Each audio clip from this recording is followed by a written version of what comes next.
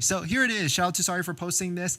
Tesla is offering owners $1,000 off their next Tesla if they upgrade their enhanced autopilot to full self-driving and transfer it to a new purchase, taking delivery by September 30th. Take delivery by August 15th, and you'll also receive 3 months of free supercharging. This one seems to be pretty convoluted, almost like now they're trying to be like very particular with who can get what type of incentive and everything. But I guess we still got to give it to Tesla to try and figure out how they can add any sort of incentive to try and get people. They probably realize there's a lot of people in older Teslas that might be holding on to them that they try and need to target and I guess build that loyalty to get into a brand new one. But I mean, there's probably a good subset of owners that have like the older Model 3 and now that they can get the brand new one. But there's a lot of owners that have the current Model Y and do not want the old or current Model Y because they know that there's a brand new one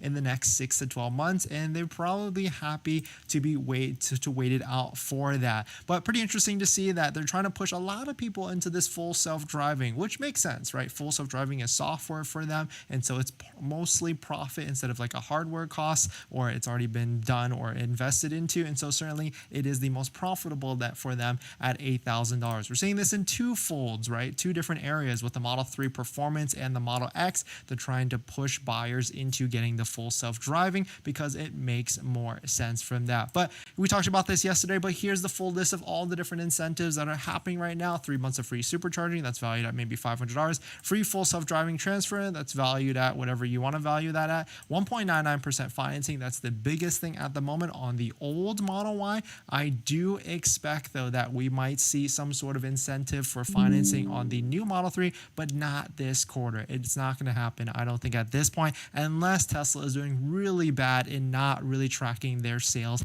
at all. Then maybe we see some sort of Hail Mary in September. But at this point, I think a financing offer could come to the Model 3 and the Model S and Model X, like a 2.99 or 3.99, but it's not going to be till the end of the year or end of the quarter because Tesla is trying to figure out some crafty ways to try and get incentives or at least build or pay for these incentives. That's why we saw Model S and Model X got a $2,000 price increase pretty recently. And now it's getting shaky because we could fall into this situation where about a year and a half ago when the tax credit wasn't around or it was around or we knew it was coming back, people started to buy Teslas by the end of the year because they knew that it was disappearing. They didn't think that we didn't know that 6 months into the next year it would actually come back, the $7,500 federal tax credit. And so the same type of thing is kind of happening right now because if Trump is elected into office, he's already said things like this, quote, "I will end